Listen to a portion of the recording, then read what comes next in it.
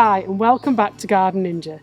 This video guide is going to show you how you can get more plants in your garden for free using softwood cuttings.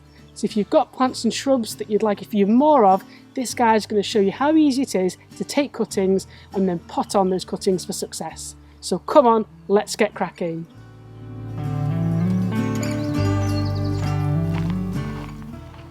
Propagating plants through softwood cuttings is a really easy way to bulk up your gardens without having to spend loads of hard-earned cash at the garden centre. What you're going to need is a sharp pair of secateurs or snips and some plants with new growth this year that we can go and take cuttings from. So come on, let's get snipping.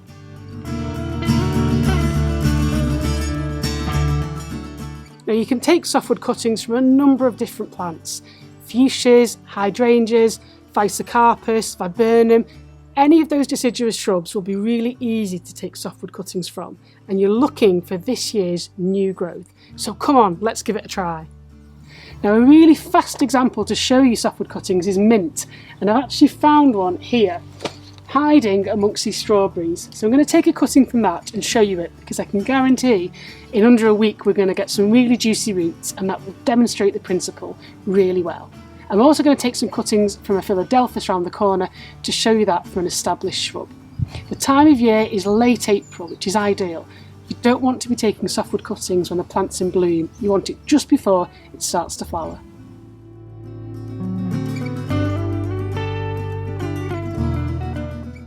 Now when it comes to taking your cuttings, you're going to want to cut just below a leaf node there. And the reason for that is that there's loads of hormones in each one of these leaf nodes, which allows things like leaves and flowers to be sent out. If you cut in the middle, it will still root. You've just got a better chance of success the closer you are to that. So don't get too caught up or hung up about it, but ideally, if you cut just there, just below, and then what you can do is you'll strip back these leaves, and that little nub in there is going to have loads of go juice for this plant to then root. So the best time to take your cuttings is either early morning or early evening. Don't try and do it in the middle of the day, because you're going to be fighting against water loss. And that's really the main enemy of cuttings, is that as soon as you take your cutting, the plant is on losing moisture, and you've got to try and get it rehydrated so that it can establish roots over time. Once you've taken them, make sure you put them in a plastic bag. Again, that will just keep that moisture locked inside, and you can spritz water in the bag to make sure that it's as damp and humid as possible.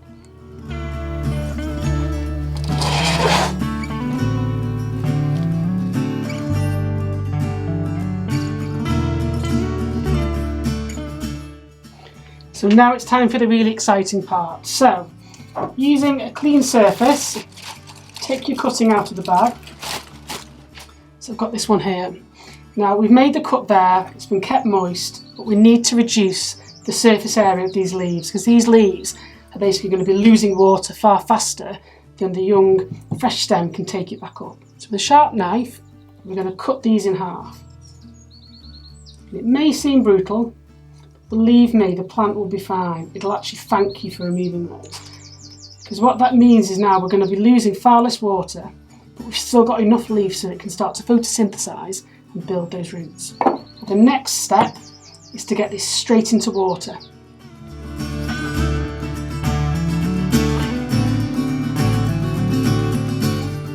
Now I find the easiest way to get your softwood cuttings to root is to pop them into a small jar or an egg cup like this full of water, and once you've prepared them, pop them in, and then you leave them for a couple of weeks.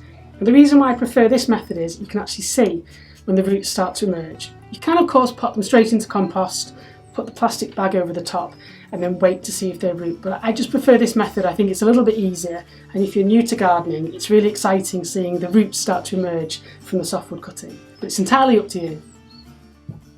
So we've got a suitable pot full of compost. I've just watered it. I'm using a dibber, or you could use a pencil. I'm going to use a small hole, and then I'm going to take this mint cutting, and you'll see, just check out the roots on that.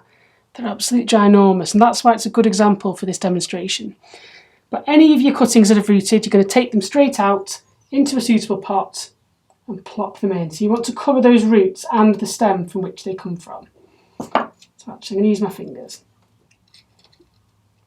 And that's pretty much it. Keep that well watered, pop it in a greenhouse or on a window ledge, And then as soon as you start to see more leaves grow, then you know that your cutting has been successful.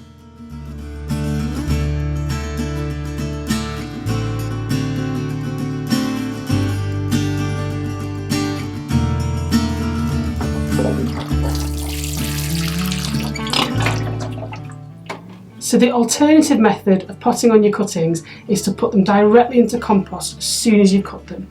So I've got another example of this Philadelphus or mock orange, and I potted it straight into some wet compost. And what you then do is you would then take a plastic bag or equivalent and create a mini greenhouse by covering that pot with the plastic bag. Now ideally you can tie an elastic band around the bottom, but if you're a bit lazy like me, you can simply tuck that under. Keep it in your greenhouse out of the direct burning sun, and over time that will start to root.